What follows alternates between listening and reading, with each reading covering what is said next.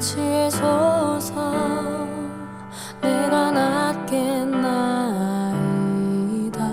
날 만지소서. 내가 회복되겠나이다. 날 구하소서. 내가 구원 얻으리니 나로 주의 구원 보게 하소서. 날 고치소서. 내가 낫겠나이다. 날 만지소서. 내가 회복되겠나이다. 날 구하소서. 내가 구원 얻으리니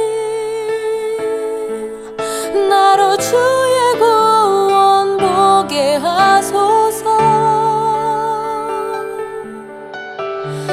하나님의 영광의 빛 내게 비춰 내 안에 모든 어둠 물러가네. 이 세상 어떤 빛도 견딜 수 없는 주의 영광의 빛 비추소서. 나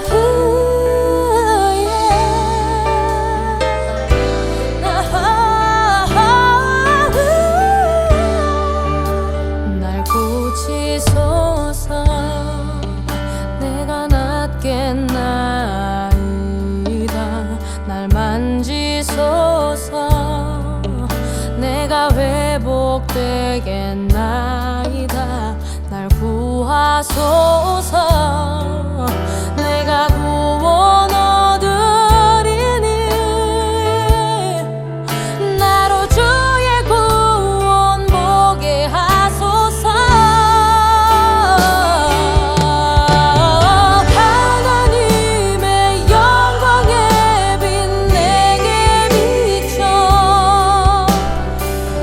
내 안에 모든 어둠 물러가네. 이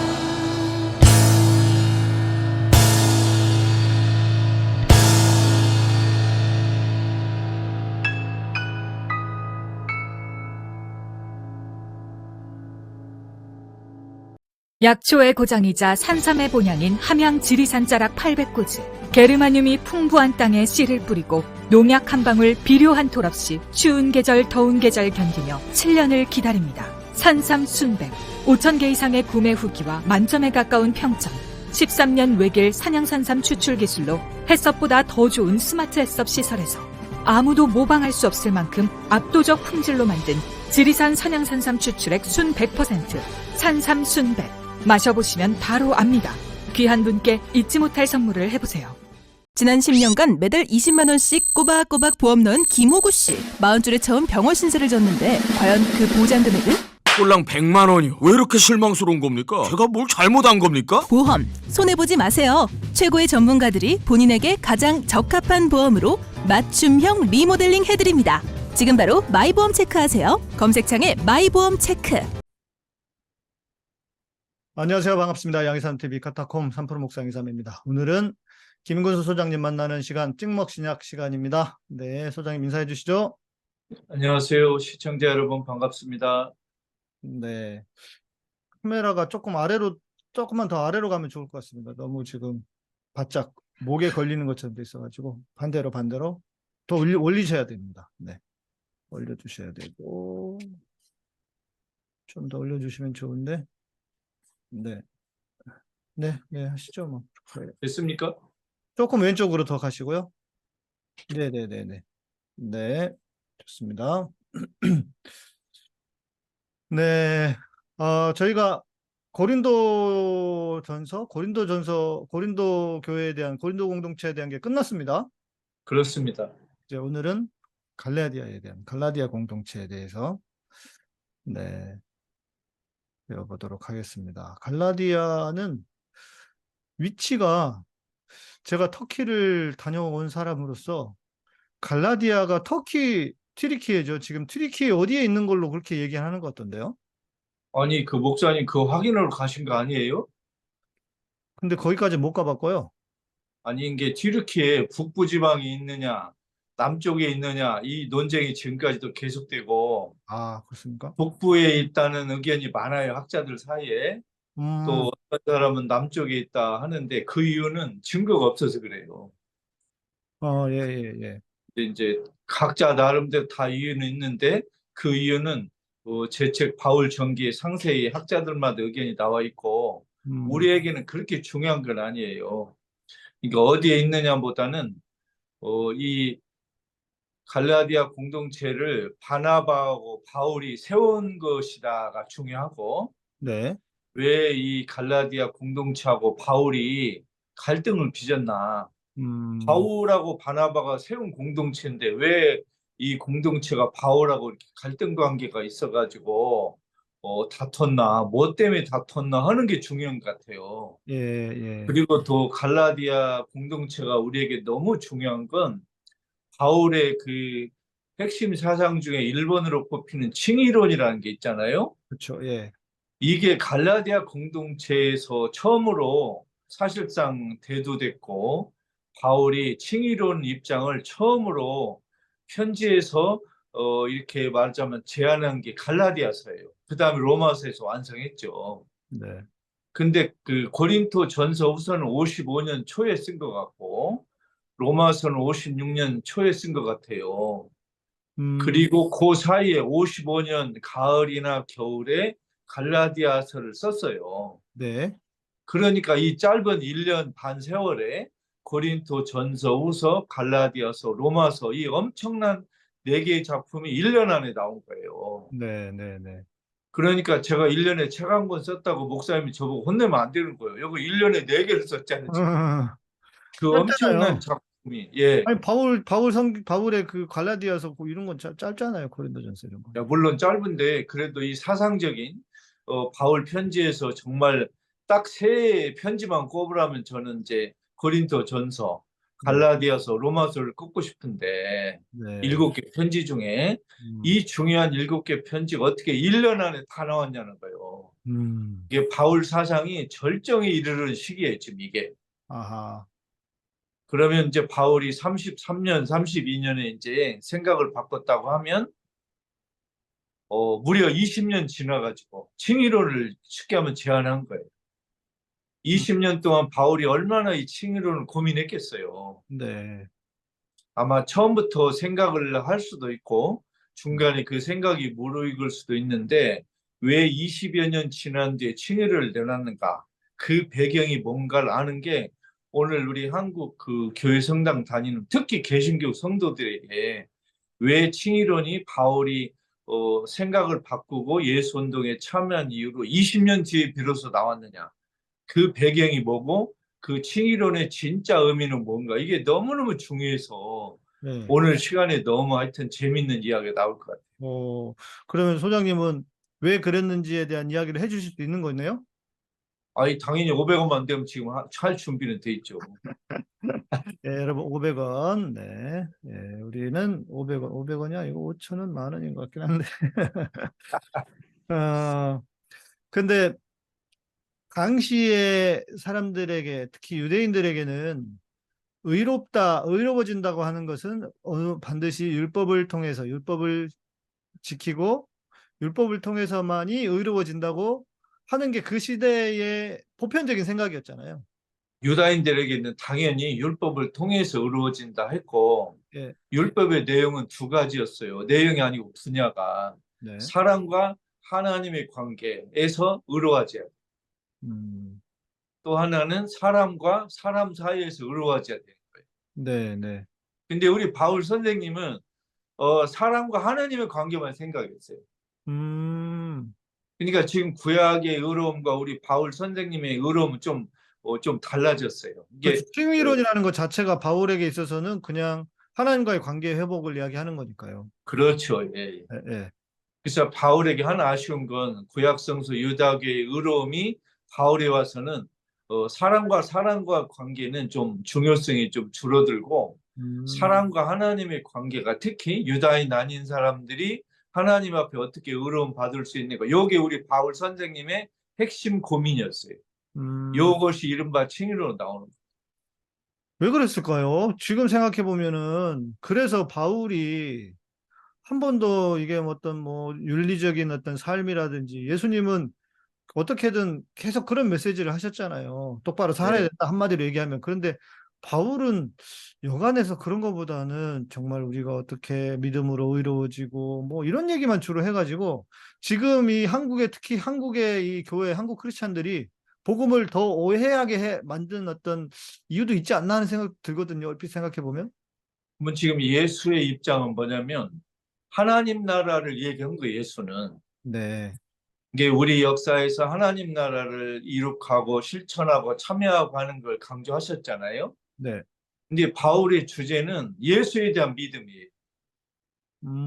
이게 지금 주제가 바꿔진 거예요. 그러네요. 근데 이제 바울은 예수에 대한 믿음을 어떻게 생각했냐면 유다인 출신으로 예수에 대한 믿음이 아니고 유다인 아닌 사람들이 예수에 대한 믿음을 가지면 유다교에 들어올 필요가 없다는 주장을 하고 있는 거예요. 이게 지금 네. 분야가 달라졌어요, 문제가. 네, 네. 이제 그래서 이제 우리 갈라디아 공동체에서 바나바하고 이 바울이 그 공동체를 세웠는데 네. 바울은 이제 원래 선교 작전이 뭐냐면 공동체를 세우면 다른 데로 이동하잖아요. 그렇죠. 예, 예. 또 거기 공동체를 세우면 또 다른 데로 가고 메뚜기식으로 하나 공동체를 세워놓으면 거기 바울이 주저앉아가지고 평생 나 여기서 담임 목사 할래 이게 아니고 다른 데로 가는 거예요. 네, 네. 또 그 공동체는 공동체 자체에 맡기고 다른 데로 가서 새로운 공동체를 요새 말로 개척하는 거예요. 거기가 되면 또 다른 데로 가고.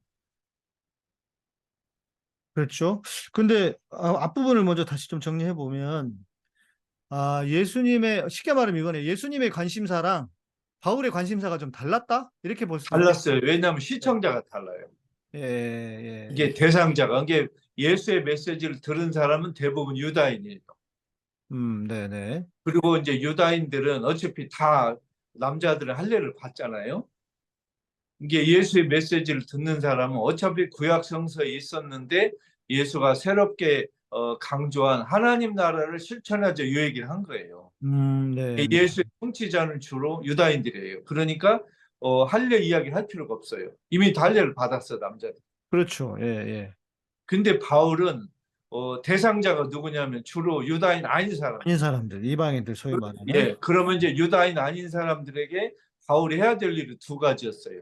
하나님 나라를 이야기해야 되고 하나는 그러면 유다교에 들어와야 되느냐 아니냐 이 두 가지를 이야기해야 되는데 바울은 선교 작전에서 하나님 나라 이 얘기를 별로 안 하고 예수를 믿으면 된다는 걸 부각시킨 거예요. 네, 네. 유다인 아닌 사람들에게. 그러고 유다인 아닌 사람들에게 뭐라고 얘기했냐면 당신들이 유다교 아닌 그 사람들에게 예수 그리스도를 믿으면 되지 유다교 사람처럼 음식 규정이나 할례나 이런 걸 받을 필요가 없다는 제안을 한 거예요. 그러니까 이제 그런 차원에서 보면 뭐 바울이 기독교를 변질시켰네 뭐네 이런 얘기도 굳이 할 필요가 없는 거예요. 어찌 보면. 아니 지금 그런 얘기는 바울 생각 있지도 않아요. 예.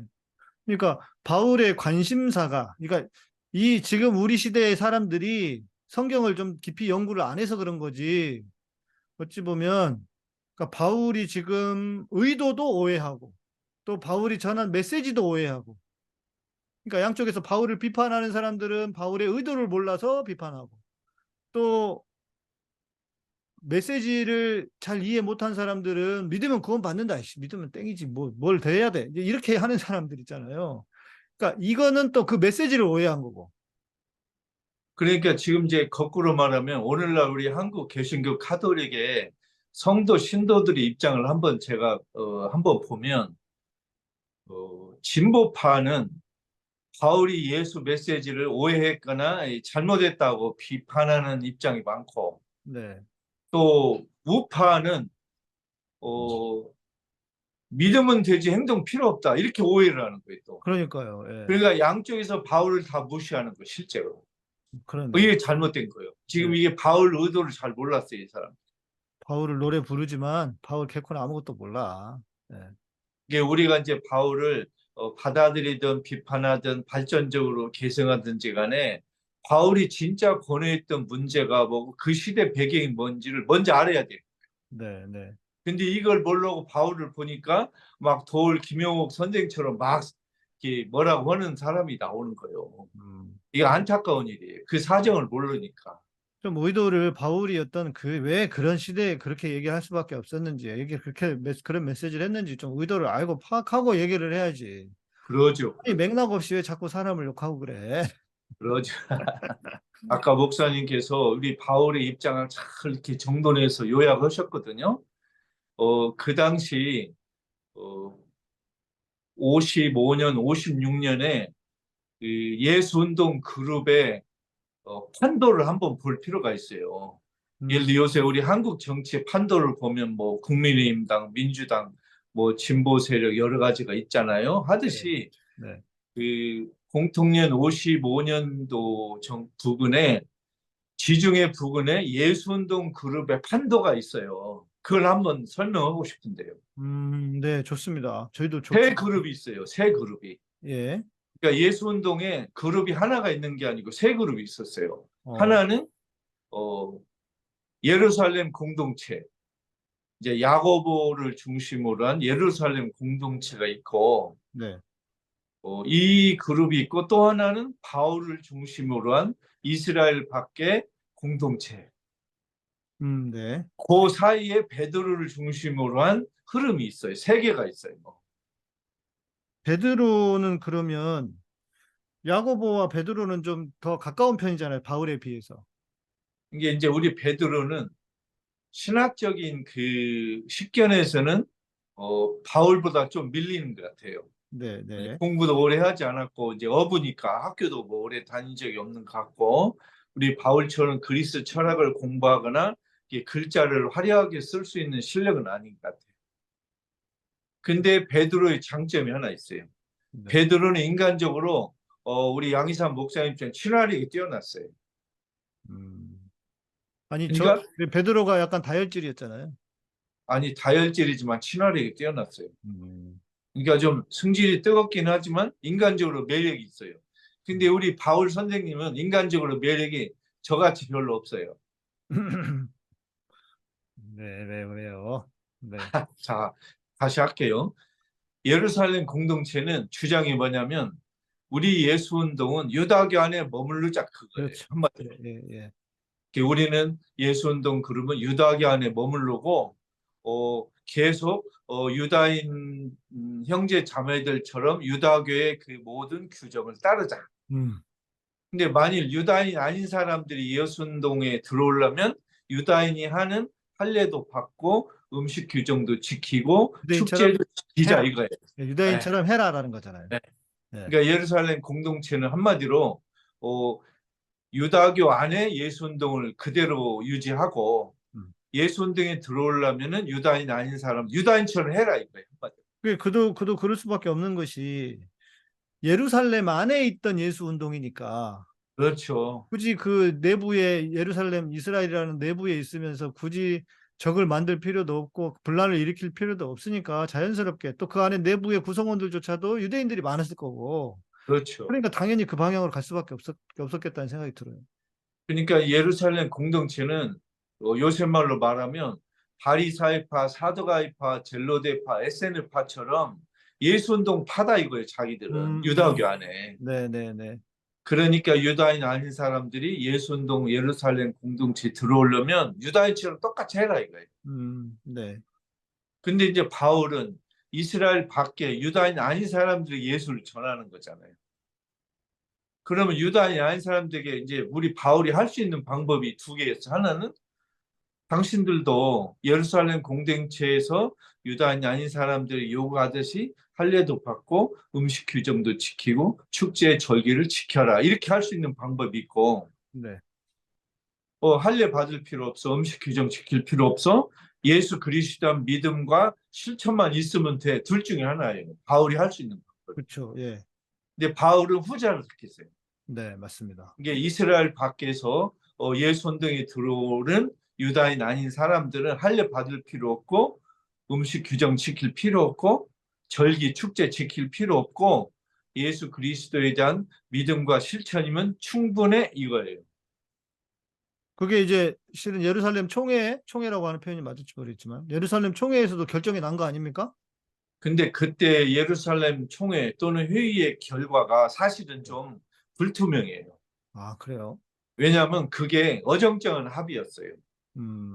그때 된 거 보면은 자 베드로는 유다인에게 선교하자. 바울은 유다인 아닌 사람이 하자 그랬는데 문제가 뭐냐면 인종적으로 갈른 것 같은데 유다인은 이스라엘 안에도 있고 밖에도 있잖아요. 네. 그러면 예를 들어 이스라엘 밖에 그 예수운동 공동체에 유다인도 있고 유다인 아닌 사람도 있잖아요. 그러면 그 중에서 베드로가 유다인인 사람만 따로 불러가지고 공동체 한쪽에 모여갖고 당신들만 내가 가르칠게. 저 유다인 아닌 저 사람 나 모르겠어 할 수도 없고. 그 섞인 유다인과 유다인 아닌 사람 섞인 이스라엘 밖의 공동체가 빵 나눔할 때는 어떻게 해야 돼요? 식당을 두 개 만들어서 각자 흩어져 갖고 이쪽은 유다인식으로 먹고 저쪽은 마음대로 먹고 그럴 수가 있어요? 그러네. 그것도 안 되죠. 그러니까 이제 인종적으로도 분명히 그 구분이 없었고 지역적으로도 구분이 없었어요. 예를 들면 베드로 보고 베드로는 이제 유다인에게 가고 바울은 유다인 아닌 사람에게 가라 했는데 그러면 이스라엘 밖에서 베드로는 유다인 아닌 사람들이 못 가냐? 베드로는 이스라엘 밖에서도 유다인 아닌 사람에게 선교를 했어요. 그리고 바울도 이스라엘 밖에서 유다인에게도 선교했고 네네. 그러니까 인종적으로 구분이 안 된 거예요. 음. 또 지역적으로도 마찬가지요. 이스라엘 안에도 유다인 아닌 사람 분명히 살았어요. 옛날부터 수백 년 전부터. 네. 그러니까 이거는 이스라엘 그 총회, 예루살렘 총회 이전에 대한 상황을 말씀해 주시는 거죠? 그러죠. 예. 그러니까 예루살렘 총회 결정이 특별한 의미가 없는 거예요. 음. 명쾌한 결정이 같은데 가만히 뜯어보면 혼란스러운 결정이에요. 각자 이걸 들고 예루살렘 총회 결정을 가지고 자기 입장을 후원할 수 있어요. 이 예루살렘 총회 회의의 결정이 한편에서는 뭐 바울에게 유리했다. 한편에서는 베드로에게 유리했다. 한편에서는 예루살렘 유리했다. 각자 자기 나름대로 할 수가 있는 결정입니다. 네, 네. 분명한 결정이 아니었어요. 네. 그러니까 예루살렘 총회 결정이 나온 뒤에도 베드로 바울이 다투고 있잖아요. 이게 어정쩡한 봉합이에요. 명쾌한 구분이 아니었어요. 그래서 그런 대목도 나오지 않습니까? 바울이 뭐 이방인들하고 뭐 먹을 때 뭐 경계를 지켜서 그랬나 뭐 해서 바울이 베드로한테 뭐 화를 냈다 뭐 혼을 냈다 뭐 이런 대목도 나오잖아요. 나오죠. 예. 그건 이제 안티옥에서 이제 베드로하고 바울이 이제 우리 빵 나눔 예배를 했는데 식사할 안디옥은 때 이방인들이 주로 많이 있었던 예루살렘과 그렇죠. 비교되는 예. 더 위쪽에 있었던 것이고. 예. 예. 근데 이제 그 안디옥 공동체에 예루살렘에서 온 유다인 출신의 선교사들이 들어오니까 그 사람들이 볼 때 베드로가 유다인 아닌 사람도 같이 밥을 먹는 걸 봤잖아요. 그러니까 예루살렘에서 온 유다인 출신 선교사들 베드로에게 혼낸 거예요. 당신 뭐 하는 짓이냐고 지금. 당신 유다인이고 저 사람들은 유다인 아닌 사람들이 어떻게 밥을 같이 먹냐. 혼을 내니까 베드로가 슬그머니 빠져나온 거잖아요. 네. 그 광경을 본 바울이 화가 났죠. 아니 이 사람아, 저 예루살렘에선 유다인 출신 선교사 없을 때는 당신은 유다인 아닌 사람도 마음껏 밥을 먹더니 왜 오니까 저렇게 슬쩍 이상한 행동을 하냐고 혼을 낸 거죠. 그것도 그 사건도 예루살렘 그 총회 이후에 일어난 일이죠. 그렇죠. 그러니까 이것은 예루살렘 총회 결정이 별 효력이 없었다는 반증입니다. 지금. 그러네요. 뭔가 또 크게 정리가 된 뭐 그런 건 줄 알았는데 꼭 그런 것도 아니었네요. 예, 이 명쾌하게 예루살렘 총회 결정이 그 이후의 예수 운동의 선교를 명확히 구분한 게 전혀 아니고 오히려 혼란만 가중시켰어요. 그래서 이제 어떤 일이 벌어지냐. 우리 갈라디아 공동체에 바울이 선교하고 공동체를 세우고 떠난 뒤에 예루살렘에서 온 유다인 출신 선교사들이 바울 이야기와 다른 이야기를 하기 시작한 거예요. 그래서 그 유다인 아닌 사람들에게 당신들도 유다인처럼 할례를 받고 음식 규정도 지키고 유다교 축제도 지켜야 한다. 왜냐? 예수도 할례를 받았고 아브라함도 할례를 예를 들면 나중에 받았고 그래서 구원 받으려면 유다인처럼 똑같이 해야 된다는 게 있다 하고 이야기를 한 거예요. 왜냐하면 그때는 성서가 구약 성서밖에 없었잖아요. 그렇죠. 아직 신약 성서는 쓰여지지도 않았고 하니까 유다인 아닌 사람들이 그 유다인 선교사들 말을 들으니까 그럴듯하잖아요. 그렇죠. 당연히 그렇죠. 그러니까 안전하게 우리도 세례를 받자. 아니 저기 할례를 받자.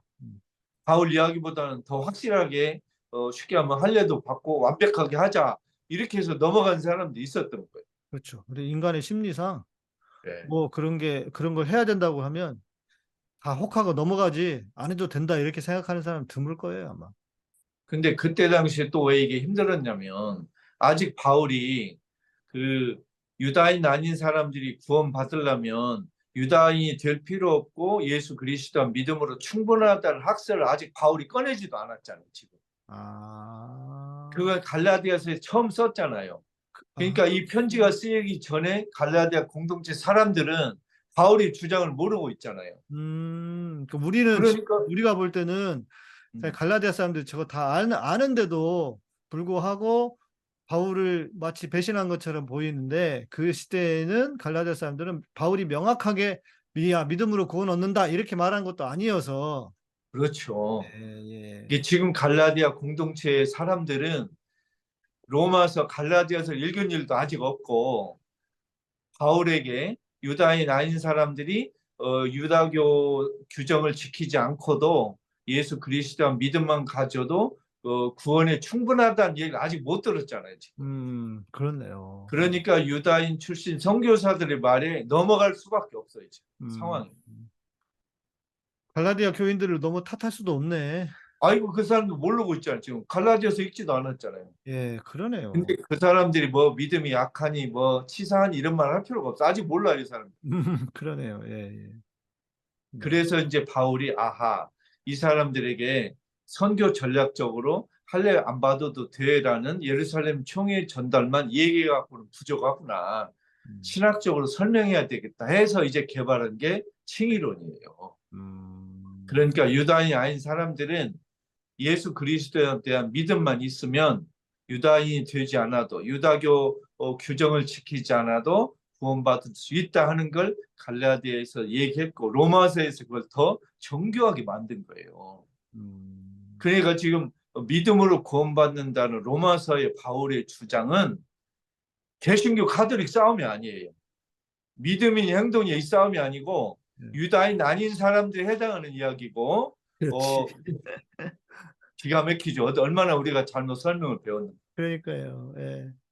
그러니까 유다인 아닌 사람들이 예수 운동에 들어올 때 유다교 규정을 다 지켜야 되느냐 아니면 예수 그리스도의 믿음으로 충분하냐 이 이야기를 우리 21세기 한국 지금 개신교 가톨릭 사람들은 바울의 주장에 따르면 그 예수에 대한 믿음으로 충분하냐 행동 필요 없어도 되느냐 이렇게 오해를 하고 있는 거예요. 이게 완전히 잘못된 거예요. 아니 정작 본인은 이야기하지도 않은 걸 가지고 후대에서 서로 다 피 터지게 싸우고 있으니 참 바울이 얼마나 황당할까 싶네요, 진짜. 근데 이제 루터 입장에서는 이 믿음으로 구원이라는 게 루터 당시에 가톨릭하고 싸우기 아주 좋은 귀절이었어요. 그렇죠, 그렇죠. 예. 근데 루터는 바울의 이 생각을 모르고 있어요, 지금. 왜냐하면 루터 시대에도 성서 신학이 발전 안 했잖아요. 네. 그러니까 우리 루터 선생님은 바울 선생님의 입장을 모르고 있는 거예요. 왜 바울이 믿음으로 구원이란 이야기를 했는지를 루터는 몰랐어요, 그 당시에. 몰라가지고 이 규절만 빼가지고 가톨릭과 싸울 때 딱 대표적인 문구로 시작을 한 거예요. 칼빈도 마찬가지. 네, 네. 이게 오늘날도 많이 개신교 어느 목사님이 바울이 믿음으로 구원받는다 하는 건 이건 바울이 가톨릭에 대한 반대로 행동 필요 없이 믿음이면 돼 하고 설명하면 이 목사님 성사를 하나도 모르는 사람이죠. 그렇죠. 바울을 하나도 모르는 사람. 네. 이런 안타까움이 있어요. 지금. 그 당시에 어떤 유대인들과의 일단 갈등 아닌 갈등이죠. 그것도 믿지 않는 유대인들과의 갈등도 아니고 그렇죠. 내부에서 믿음을 예수 그리스도를 고백하는 예수 공동체 안에서의 갈등이었는데 그걸 모르고 저렇게 이 얘기들을 날뛰듯이 하시니 참 그게 깝깝할 노릇이네요. 예. 그렇죠. 정확히 정리 잘 하셨는데 지금 바울은 그리스도 예수운동 밖에서 사람하고 논쟁하는 게 아니고 예수운동 안에 있는 사람끼리 논쟁하고 있는 거죠. 네, 네. 이게 예수 그리스도의 믿음으로 충분하냐 아니면 예수 그리스도의 믿음 더하기 유다교식으로 사는 게 필요하냐 이 입장에서 유다교 규정 지킬 필요 없이 예수 그리스도의 믿음으로 충분하다는 얘기를 바울이 하고 있는데 우리 루터 선생님이나 오늘날 많은 그 개신교 설교자들은 바울이 마치 예수 그리스도의 믿음으로 충분하고 행동 실천 필요 없다 이렇게 오해를 하고 설교하면 큰일 난다는 거예요. 그런 인간들이 있더라고요. 진짜 뭐 지금 귀를 쓰고 시청자 중에 많은 분들은 그렇게 배웠을 거예요. 맞아요. 그리고 귀를 쓰고 우리 그 총신대 동문 중에 누구 하는데 그 사람은 아유 웨슬리가 이제 이야기한 것이 일단 실천 이런 거잖아요. 웨슬리도 행위 신앙을 강조했다 그러면서 막 가톨릭 이단인 건 아무것도 아니고 웨슬리를 이단이라 그래요. 야, 그런 꼴통이 다 있나 진짜. 지금 여기 바울 선생이 공통년 56년에 부닥친 문제는 믿음이냐 행동이냐 두 개의 갈등이 아니고 예수 그리스도의 믿음으로 유다인 아닌 사람들이 구원에 충분하냐 아니면 유다인 아닌 사람들이 예수 그리스도의 믿음 더하기 유다교 규정이냐 둘 중에 하나를 설명할 때 한 거예요 지금. 아유, 참 이런 이제 시청자들 이해가 좀 가시는지 모르겠어요. 예. 아마 또 우리가 지금까지 해왔던 이야기도 있고 하니까 계속 쭉 증목신학을 들어오셨던 분들은 좀 이해를 하실 수 있을 것 같고 지금 뭐 혹시 처음 들으시는 분들은 이전 방송도 좀 계속 들으시면 성경을 특히 신약을 쭉 이해하는 데 큰 도움이 되실 거예요. 특히 바울 시대. 우리가 지금 찍목신약 통해서는 시즌 1으로 지금 바울에 대한 이야기를 하고 있으니까 또 이제 시즌 1이 맞춰지면 바울에 대한 이야기나 맞춰지면 이제 예수님 이야기를 좀 더 이렇게 듣고 싶기는 해요. 우리가 지금 시민언론 더 탐사에서 지금 시민학당에서 열심히 해주고 계시긴 하는데 예, 또 거기 들으시는 분도 있지만 또 저희도 다른 차원에서 또 조금 틀린 각도에서도 이야기해 볼 수 있을 것 같기도 하니까요. 지금 바울 시대에 예수 운동의 입장이 세 개 있다고 네, 말씀드렸잖아요. 네, 네. 근데 동시대 입장이 세 개 있는데 또 공통년 30년부터 요한복음 나온 100년까지 보면요. 세 시대가 또 있었어요. 이게 바울의 시대의 세 그룹이 우리 예수 운동 내에 서로 경쟁과 갈등을 빚었다면 네, 30년에서 100년 사이에 크게 세 흐름이 있었어요. 예, 그러니까 예를 들면 바울이 돌아가시는 때까지, 즉 예수 부활하고 바울과 베드로가 순교한 공통년 64년경으로 추정되는 약 34년간의 흐름이 하나가 있었고, 음, 또 하나는 유다 독립전쟁인 66년에서 70년까지의 유다 독립전쟁으로 인해서 우리 예수운동과 유다교가 분열된 시기가 있었고, 네, 70년 이후에 바울과 베드로가 세상을 떠난 뒤에 마가, 누가, 마태, 요한 복음 저자가 나와가지고 예수 역사를 쓴 그 흐름이 또 있어요. 예, 이게 그 세 흐름을 다 봐야 돼요, 또. 그렇네요. 그러니까 같은 시대로 보면 바울 시대에 왜 세 흐름이 경쟁했는가? 음, 또 70년을 보면 왜 이 세 흐름이 이렇게 연결됐는가? 그걸 같이 봐야 예수를 제대로 이해할 수가 있어요. 근데 저 소장님 말씀해 주시니까 네. 이런 이야기, 이런 공부, 지금 뭐 바울 시대에 대한 새 갈래가 있었다. 또 30년에서 100년 사이에 새 흐름, 시대적으로 새 흐름이 있었다는 이야기를 신학교 다니는 동안 들어본 적이 없어요. 그 이유가 있어요, 목사님. 네, 뭐냐면 우리 한국은 신학 교육을 자기 교단 신학교에서 하잖아요. 맞습니다. 예, 그러면 신학 교육을 하기 전에 그 교단이 이미 확정해 놓은 교리가 있고 가르침 성향이 있잖아요. 네, 이걸 벗어나서 가르칠 수는 없잖아요, 교수 목사님들이. 그렇죠, 그렇죠. 예, 그걸 벗어나 가르치면 쫓겨나잖아요. 바로 잘립니다. 신학 검증 없죠, 신학 그러니까 검증. 예, 그 교수분들은 알아도 말을 못하는 거예요. 음, 쫓겨나니까. 예, 이게 머릿속에 아는 거, 공부한 책하고 지금 그 교단에서 배출될 신학생들을 가르칠 때는 할 수가 없는 거예요. 쫓겨나니까. 먹고 네, 살아야죠. 네, 더구나 그 교단 신학교의 교수들을 채용하고 해고시키고 하는 권력을 누가 쥐고 있어요? 대형교 목사들이 쥐고 있잖아요. 맞아요. 그러니까 아마추어 목사들이 프로 신학 교수들을 채점하고 있는 맞아요. 아니, 거예요. 할 수가 없는 거예요. 어떻게 그런데 하겠어요? 지금 말씀하신 이런 것들은 기독교의 일종의 초기 기독교의 역사이기 때문에 교단의 흐름 방향 이거하고는 크게 뭐 아무 교리 관계 없죠. 관계가 아무 없단 관계. 말이에요. 그러니까 오히려 성경을 더 잘 이해하고 바울을 잘 이해하고 예수님의 말씀을 잘 이해하기에 너무 중요한 것들인데 교수들이 진짜 저는 신학교에서는요. 제가 몇 년 전에 제가 89년도에 입학해서 신대원 96년도에 저기 졸업을 했으니까 그 동안에는 들어본 적이 없어요. 들어본 역사가 없어요. 이게 뭐냐고 신학교육이. 이렇게 성경을 이해하려면 이 정도는 알아야, 말씀해 주신 것처럼 이 세 가지 흐름, 양쪽 세 가지 흐름 정도는 알아야 아 이게 이런 거구나 하고 흐름 이게 읽혀지면서 성경의 배경이 보이고 기초적인 배경을 가지고 바울이 이런 얘기했을 때 아 이런 왜 이래서 이렇게 했구나 이게 이해가 돼야 지금 우리가 바울을 오해하지 않는데 제가 볼 때는 이 양반들도 그 가르쳤던 교수들도 이걸 모르니까 바울을 지들이 오해하고 있어. 자기들이 오해하고 근데 있어, 이제 루터처럼. 가능성이 여러 가지가 있는데 하나는 정말 가르치는 그 신학 교수들이 모를 수가 있어요. 하나는. 네, 두 번째는 알고도 말을 못할 경우가 있어요. 그렇죠, 물론. 근데 세 번째는 어찌됐든 우리 성도 신도들이 성서 신학의 성과를 잘 모르고 교육을 받았잖아요. 음, 그러고 그냥 이렇게 살아가는 거잖아요. 네, 그러니까 답답한 거예요. 맞습니다. 또 그래서 우리 구독자분, 시청자분들이 소장님의 강의를 엄청 좋아하시거든요.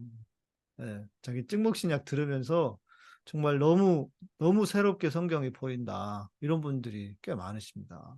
네, 이 좋은 강의를 지금 그냥 공짜로 그냥 해드리는데 세상에 이 좋은 거 어디 가서 이거 이런 이야기는 진짜 웬만해서 어디 가서 들기가 어려워요. 잘 몰라. 대한민국에 이거 아는 목사들이 몇 명 안 돼, 제가 볼 때는. 아니, 양이삼 TV 아니면 어디서 듣겠어요. 예. 근데 저는 그 목사님들, 교수 목사님들의 그 고뇌가 이해가 돼요. 네. 알아도 말 못하는 거. 왜 아, 쫓겨나니까? 예. 왜냐하면 목사님 우리가 예를 들어 설명할게요. 돌팔이가 의대 교수들을 채점하면 어떻게 돼요? 말이 안 되죠. 있을 수 없는 일이죠. 근데 지금 대형교회 그 꼴통 목사들이 네. 신약성서 교수 목사들을 채점하고 있어요. 그러면 어떻게 돼요? 맞아요. 이런 일이 벌어지는 거예요. 아니, 그런 일이 교소장님 이미 저 때 있었어요. 저 때. 제가 학교 다닐 때도. 그러죠. 제가 학교 다닐 때도 있어가지고 몇 명 신학교 교수들이 뭐 조금 좀 이렇게 말씀하시니 뭐 진보 신학도 아니에요. 조금 그런 얘기 했다고 뭐 신학 검증을 하니 어쩌니. 근데 그게 나중에 알고 보니까 교수들 사이에 알력이 있었는데 서로 누구 줄이 있잖아요. 누구 줄 네. 타고 들어온 사람들이 그 자기 줄이 아니니까 쟤 묻어. 저 담궈. 이러면서 하는 짓이었어요, 그게. 아, 진짜 신학교 교수라는 것들이 진짜로. 나중에 알았어요, 저도 그거를. 제가 어느 개신교 신학자 후배에게 이런 말을 들었어요. 당신이 신학을 공부할 때는 정말 진리를 탐구하고 가르치고 싶어서 공부했는데 막상 하기로 하고 공부하고 교수로 취직이 되니까 할 말을 못 하겠더라고요. 왜? 맞아요. 쫓겨나니까. 맞아요. 예. 그래서 교수 되기 전에는 정말 열심히 공부했는데 되고 나니까 할 말을 못 하겠더라고요. 예. 이게 현재 신학 교수들의 고민이에요. 맞습니다. 각자 교단의 색깔이 있어서. 그리고 저 같은 경우에는 아유, 저는 잡아가려면 잡아가라, 잘라면 잘라라 그러고, 저는 우리 소장님한테 이렇게 공부하면서 배운 거를, 아, 그러네. 이게 누가 봐도 이게 맞는 이야기고 합리적이고, 성경도 그냥 무조건 믿어가 아니고, 아, 이게 훨씬 더 타당하네 하면서 이렇게 제가 좀 생각이 바뀌어가고 이러는 것들도 저는 그냥 방송에서 편안하게 얘기해요. 왜? 누가 나 자를 사람이 없거든. 우리 시청자가 나를 자를 거야. 어떻게 할 거야. 예. 그래서, 근데 목사님은 이런 입장이라 한결 자유롭고 편하시잖아요. 네, 그런데 일단 교단에 소속된 일선 교회 성당의 목사 신부님들은 고민이 있어요. 맞아요. 예. 이렇게 가르치면 노예에서 총회에서 자를 거 아니에요. 쫓아내고. 그리고 교인들이 싫어해. 그렇죠. 우리 맞아요. 목사님 이상하다. 빨갱이 목사다 이러면서 또 신고해. 입에다 꼰질러. 아휴, 그러니까 알고도 말을 못하는. 네, 어떻게 보면 우리 대한민국 많은 언론사의 기자들이 취재하고 알고 있는 거 많은데 글로 못 쓰잖아요, 지금. 맞습니다. 그 심정하고 아마 비슷할 수 있어요. 쓰면 잘리고 쫓겨나니까. 네, 그러니까 뻔히 알고도 말을 못 하는 거예요. 그게 맞습니다. 우리 오늘 한국의 많은 언론인 그 목사님, 신부님들의 입장일 수도 있어요. 이게 불쌍한 거 우리 신도들이. 그렇죠. 아니, 그러니까 생각해 보면, 아니, 목사를 왜 하는데 자기가 깨달은 대로, 자기가 배운 대로 그걸 가르치고 전하기 위해서 목사를 하는 거잖아요. 근데 자기가 배우고 깨달은 거를 말도 못하면 그 뭐야 그게. 직업 목사도 아니고 한편을 보면 너무 안타깝고 불쌍하기도 하고. 에이, 불쌍하죠. 예, 목사님 말씀 너무 옳은데 지금 각 교회에서 일하고 있는 목사님들의 최대 고민이 뭐냐면 안 쫓겨나는 거죠. 그러니까요. 예, 노예에서 안 쫓겨나야 돼. 성도들에게 안 쫓겨나야 하니까 줄타기를 해야 되고 네. 쫓겨날 말을 해서는 안 되고 하니까 알아도 모른 척하고 모르면 그냥 막말하는 거예요. 저는 그런 너무 생각에 불쌍하죠. 저는 대한민국에서 제일 행복한 목사가 저다. 행복하시죠. 이렇게 자유롭게 또 네. 진리를 따라 말할 수 네, 있잖아요. 네. 제가 깨달은 것대로 내가 생각하고 내가 옳다고 생각하는 것대로 말할 수 있는 게 얼마나 아니지. 남자가 태어나서 그러고 살아야지. 물론 제가 이렇게 할 수 있도록 여기까지 하는 게 그냥 된 건 아닙니다만은 그래도 이게 뭔가 싶어요. 이 시대가 진짜 사회적으로도 국가적으로도 그렇고 교회적으로도 이게 무슨 어디에 진짜 진리가 있고 어디에 양심이 있으며 어디에 진실이 있는가 싶을 정도니까요. 제가 아는 목사님에게 이런 말을 했어요. 아니 목사님 왜 촛불 집회 안 나오고 이 무지막지한 윤석열 검찰 독재에 저항하기 위해서 아무 행동도 안 하고 있느냐 하니까 딱 답이 나왔어요. 저 그런데 나가면 성도들이 쫓아내요. 나 못 먹고 살아요. 그래서 먹고 살라고 목사했냐 딱 물어봤더니 처음에 그런 생각 안 했는데 하다 보니까 먹고 살기 위해서 목사합니다. 그러더라고요. 솔직하신 분이네, 그래도. 예, 솔직한 분이. 예. 근데 먹고 사는 것도 현실이니까 또 어쩔 수 없는 부분도 있죠. 혼자 사는 그렇죠. 것도 아니고 가족도 있고 자식도 있고 예. 이러면 또 생각이 달라집니다. 그러니까 처음에 목사 안수 받을 때는 정말 세상 끝까지라도 가서 어떤 고통과 십자가도 기꺼이 지면서 예수 그리스도 복음을 전하려고 하는데 막상 하다 보면 목사직 안 쫓겨나는 게 최대 1순위가 된 거예요. 그 다음부터는 그냥 비겁해도 비굴해도 안 입고 와도 그냥 어떻게든 붙어 있어야 되겠다 목사로. 밥은 먹여야 하니까 해서 생계형 목사로 그냥 바뀐다고 얘기를 하더라고요. 너무 네, 슬 맞아요. 근데 그게 이런 것도 있는 것 같아요. 한국 교회가 막 성장을 계속 해가면, 막 성장을 해가면, 거기서 이탈해서 뭔가, 에이, 내가 이거 말고 다른 거 내가 하고 싶은 거 하면서 소위 말해서 개척을 해도 되는데, 지금은 이게 아니라 사양길이니까, 제가 듣기로는요, 이 기존의 목사들이 자기 자식들, 또 무슨 사위, 이게 서로 막 심지어 자기네 교회 자기가 세습하면 좀 민망하니까 서로 교차 세습, 자기 친구하고 저쪽 교회 보내고 자기 아들은 저쪽 교회 보내고 친구 아들 자기 교회 예비도 세우고 해가지고 일종의 그 진짜 말 그대로 그거야말로 카르텔이겠죠. 그런 게 지금 엄청나게 많대요. 그래서 뭐 끈이 없는 사람은 갈 수가 없대요, 교회도. 그래서 이른바 목사 세습 카르텔이 생겼잖아요. 네. 그런 거 생각하면 진짜 이게 우리가 무슨 놈의 세상을 살고 있나 싶은 생각인데 지금 갈라디아 이야기하는 것도 어찌 보면 너무 배부른 이야기라는 생각이 들 정도예요. 지금 한국교회를 생각해 보면. 네. 뭐 그런 면도 있어요. 지금 그런데 우리가 이런 걸 반성했으면 좋겠어요. 왜 그러면 교회고 성당이고 성도 신도들이 떠나고 있느냐. 네, 네. 그 원인이 누구한테 있어요? 성도들 잘못이에요? 신도들 잘못이에요? 아니에요. 내가 볼 때는 네, 목사 신부 잘못이에요. 맞아요. 저도 첫 번째는 당연히 목사 신부들 리더들에게 저는 책임을 물어야 된다고 생각합니다. 네. 바르게 그러니까 가르쳐. 목사 신부들 때문에 성도 신도가 떠나는데 왜 떠나느냐 한탄하고 있으면 어떻게 되냐고요. 나가라고 해놓은 사람들이 왜 나가냐고 물으면 어떡해요. 그리고 그걸 뿐더러 자기들이 그렇게 나가라고 쫓아내놓고 해놓고는 또 원인을 엉뚱한 데서 찾아와.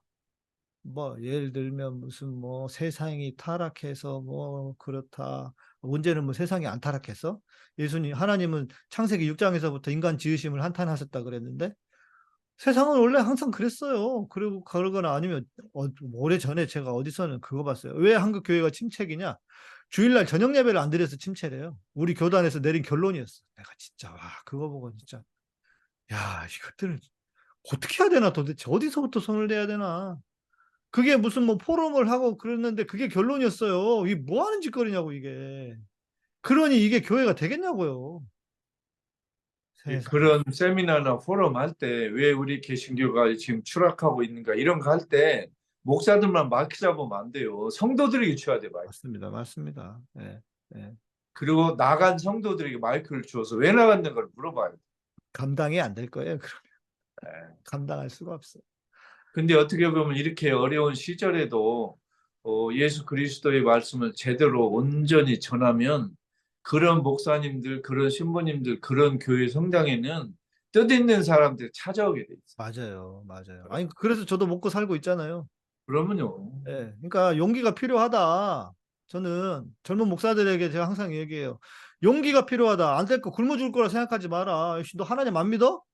하나님 먹고 살리신다며. 그러면 용기를 가지고 해. 그리고 두 번째는 실력이 필요하다. 나름의 준비된 실력이 있어야지 말만 또 떠들면 안 된다. 용기만 있으면 그건 용기만 부리면 그건 객기지.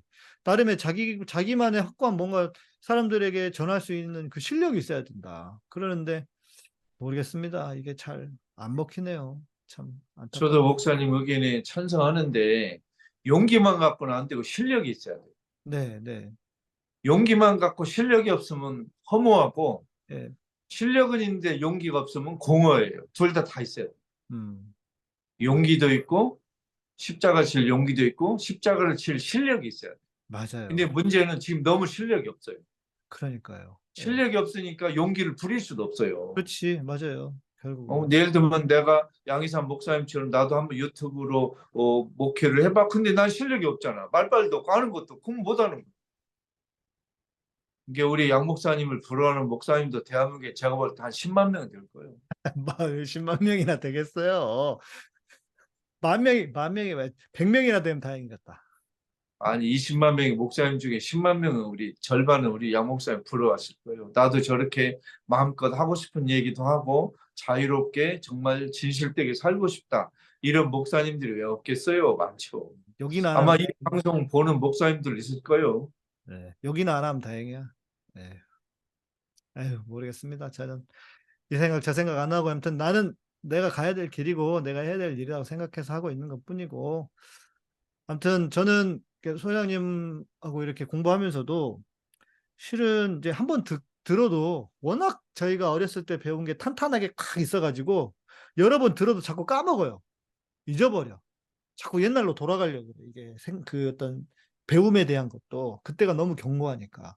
그래서 자꾸 들어서 아까 말씀해 주신 설명해 주신 이것도 실은 그 새 그룹에 대한 흐름들도 좀 말씀을 해 주셨던 걸로 기억하는데 잊어버리니까 자꾸 이걸 듣고 그래서 그런 거를 탄탄하게 세워야 아, 바울이 그래서 이때 이렇게 얘기했구나. 그래야 오해하지 않고 바울의 메시지를 그렇게 이상한 소리를 하지 않을까 싶어서요. 우리 오늘 시청자분들이 오늘 이런 시간을 통해서 좀 잘 성경에 대한 이 당시 흐름, 배경에 대한 걸 잘 이해하셨으면 좋을 것 같습니다. 우리 마저 못한 이야기를 좀 해주시고 좀 마무리를 해가야 예, 제가 지금 오늘 목사님하고 이렇게 주고받고 설명한 것은 제가 쓴 바울 전기라는 책에서 주로 설명하고 있는데 네. 저도 제가 이 바울 전기를 썼지만 이 책을 쓰기 위해서 책을 얼마나 많이 봤겠어요. 맞아요, 맞아요. 그리고 이 찍먹 그 방송하기 전에 저 며칠 전부터 계속 보거든요. 보고 또 보고 보고 또 보고. 네, 저도 봐요. 네, 저같이 프로도 아마추어처럼 계속 보고 있는데 계속 보셔야 돼요. 우리 시청자분들도. 그래서 맞습니다. 바울 전기라는 책을 사셔갖고 천천히 보시면 뭐 10%, 20%, 30% 이해가 가면 좀 기쁨을 많이 누리실 거예요. 이게 책이라는 게 예를 들어서 무슨 뭐 수필처럼 자기의 생각을 막 이렇게 쓰거나 자기가 살아온 어떤 삶에 대한 걸 회고하거나 이런 게 아니잖아요. 이런 책이. 그럼요. 예, 예. 그러다 보니까 이거는 바울에 대한 연구를 책으로 써놓으려면 누가 봐도 틀리는 점이 없어야 하고 그러려면 최대한 모든 지금까지 주장하고 있었던 바울에 대한 이야기를 다 찾아서 그 수십 권의 책을 읽어도 어떨 때는 한 줄로밖에 쓸 수밖에 없는 내용도 있고. 그럼요. 네, 이게 보통 일이 아닌데. 그리고 이런 책을 쓰는 건요, 그냥 평범한 신도 성도에게만 보는 게 아니고 전문적인 성사학자들도 볼 수 있게 또 그분들의 비판과 토론의 장에 저 자신을 빨가벗고 보여주는 네, 거잖아요. 맞아요. 예, 이건 장난 아니에요. 맞습니다. 예. 그래서 신중에 신중을 기해서 하는 거예요. 네, 그래서 목사님 우리 이런 말이 있잖아요. 아마추어는 함부로 막말하고 프로는 정말 조심해서 하는 거예요. 맞아요. 네. 알면 알수록 말하기가 어려워요. 그러면요. 그러니까 왜냐하면 이런 것 같아요. 공부를 하다가 보면, 뭐 내가 이것도 몰랐네. 이것도 몰랐나 하면서 모르는 게 너무 많아져요. 그러면 어떤 두려움이 더 크고 오냐면 뭔가 이야기를 하고 싶어도 와, 내가 모르는 게 너무 많겠다. 이런 생각이 든단 말이에요. 그러니까 쉽게 말을 못 하겠어요. 특히 성경에 대해서 저는 쉽게 진짜 말 못 하겠어요, 이제는. 저는 어떤 두려움이 있냐면요. 제가 이 책을 쓸 때 참고는 그 성사학자들이 저보다는 몇 배 뛰어나고 유명하고 정말로 실력 있는 분들이거든요. 네. 그분들끼리 서로 의견이 이렇게 엇갈리고 막 치고받고 할 때는 제가 두려움이 있어요. 그러니까 저도 굉장히 조심하는 거예요. 나보다 몇 배 뛰어난 학자들이 저렇게 고뇌하고 서로 의견이 엇갈리는데 내가 어디 가서 함부로 말하면 안 되겠다는 느낌이. 그러니까 조심하는 거죠.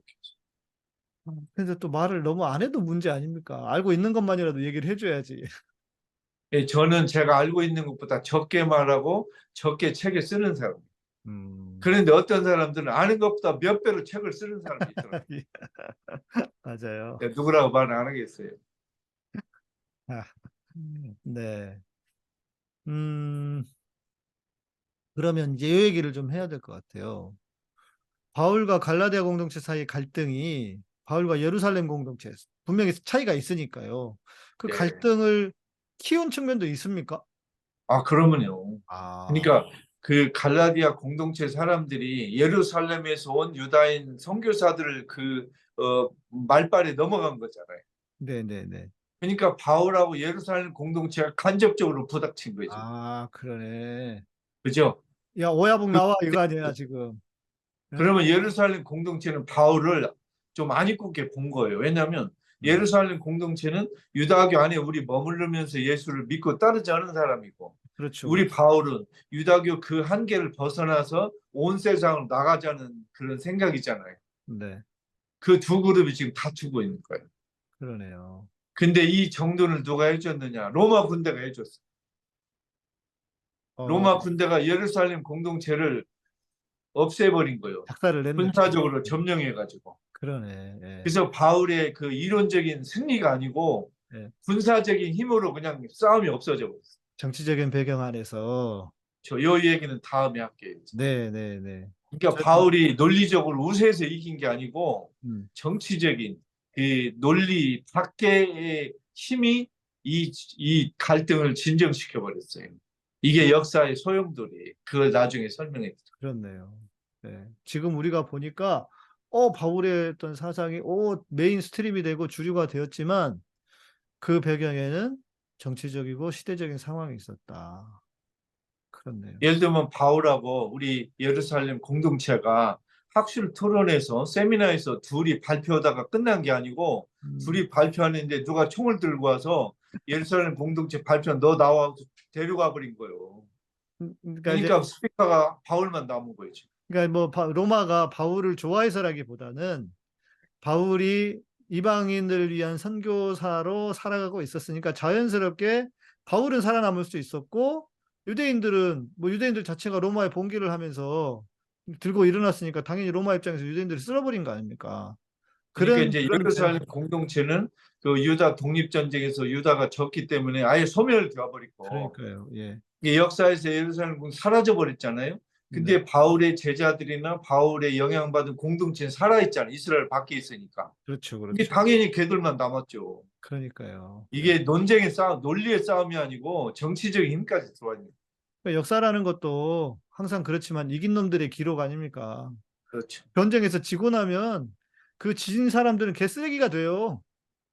네, 이긴 사람들은 자기들의 역사를 미화시키고 그런 것처럼 바울이 자기를 미화시킨 건 아니지만 결국 유대 공동체가 사라짐으로써 바울을 따르는 사람들만 남았다. 근데 선생님 마치기 전에 여기 해주셔야 될 것 같은데요. 처음에 말씀해 주셨던 바울의 사상, 바울의 그 칭의론이 왜 20년 뒤에 완성이 되었을까? 이 부분은 오늘 얘기 안 해주십니까? 다음 주에 얘기하시나요?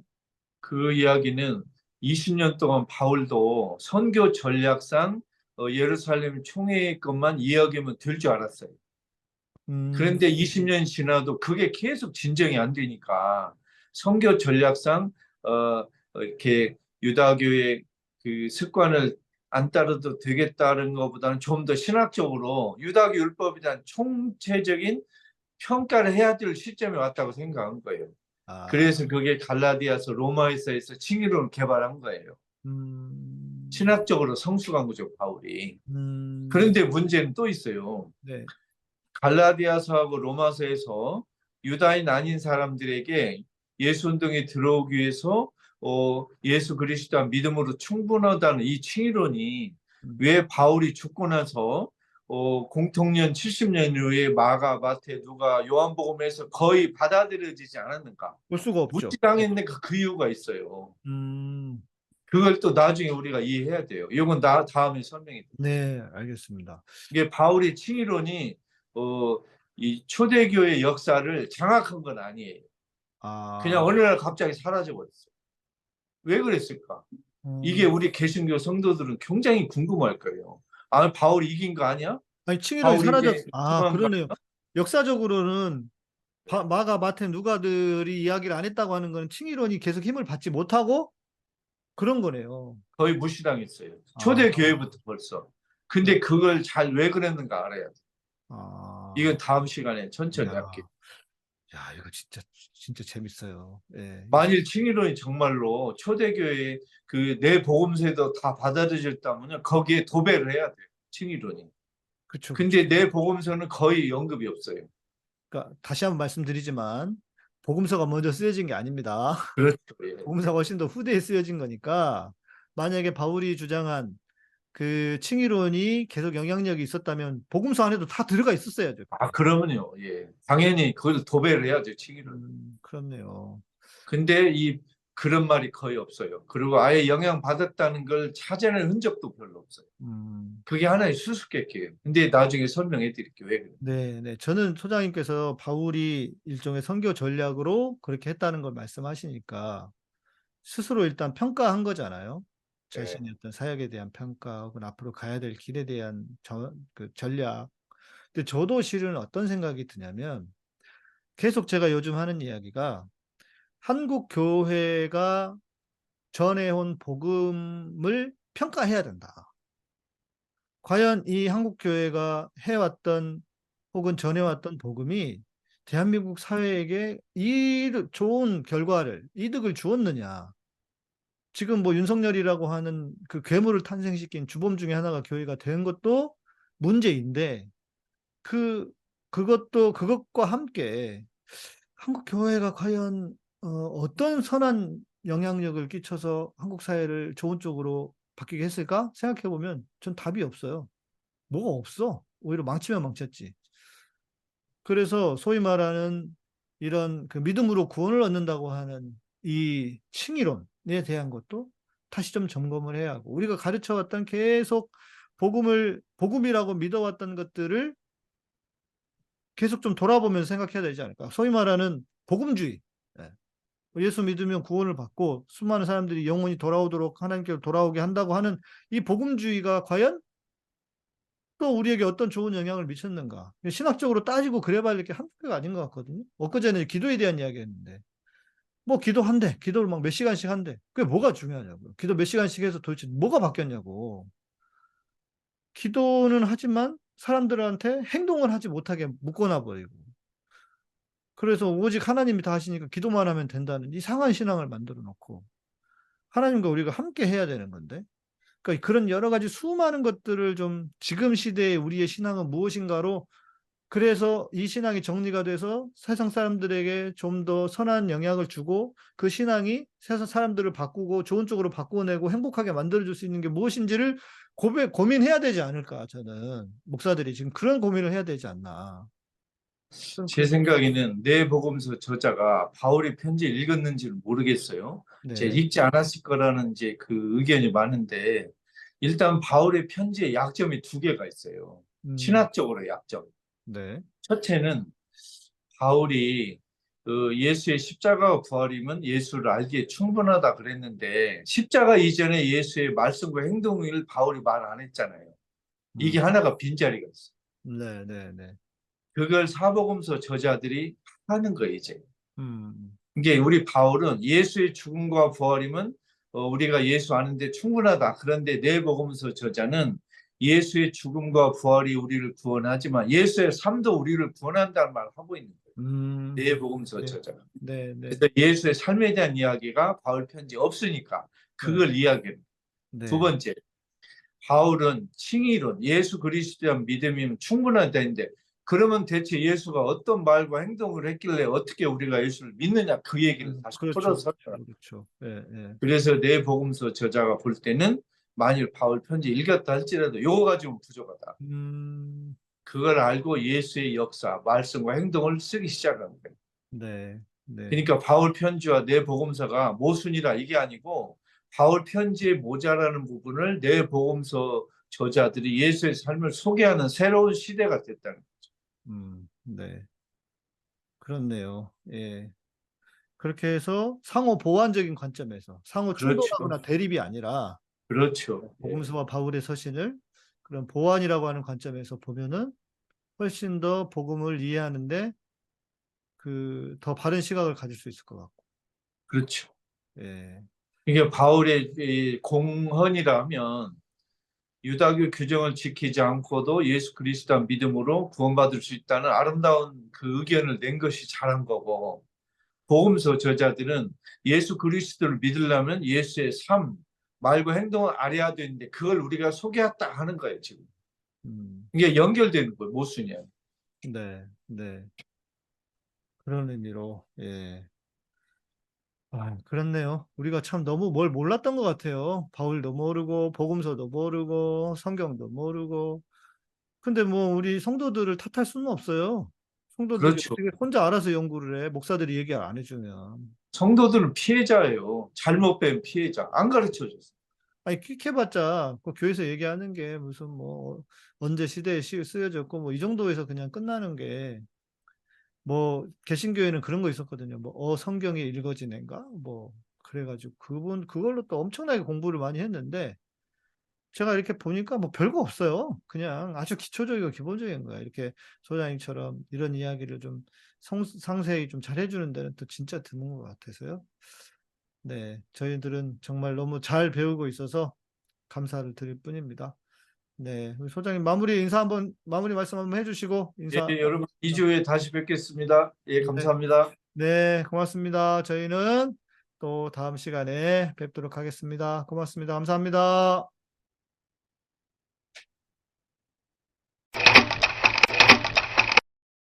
먹고 있는 비타민C 확실히 효과 있습니까?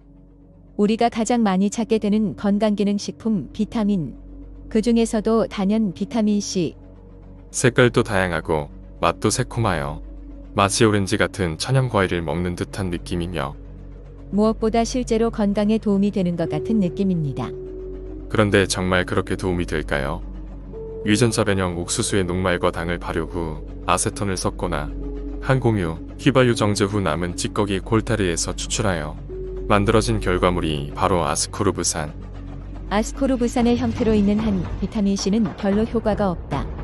비타민C 발간자이자 노벨상 수상자 엘버트 생제르지의 말입니다. 그럼에도 불구하고 대다수의 제조사들은 화학 합성된 아스코르브산을 비타민C라고 하여 생산 판매하고, 우리는 그런 줄로 알고 구입하여 먹게 됩니다. 콜타르에서 추출한 아스코르브산의 인공색소와 방부제를 첨가하여 화학적으로 만든 단일 물질 합성 아스코르브산은 천연 복합 물질인 진정한 비타민C로 보기 어려우며 효과도 불분명하고 부작용도 상당히 많습니다. 즉, 합성화학 아스코르브산은 천연 아스코르브산과 다르며 야채와 과일에서 얻는 천연 비타민C와는 전혀 다른 물질입니다. 캐나다 인기 상품 천연 비타민C 마오에 관한 문의는 슈퍼엘레오틴.com. 전화 1522-6801번, 페이스북 자연건강대학 또는 카카오톡에서 엘레오틴 검색하시면 됩니다.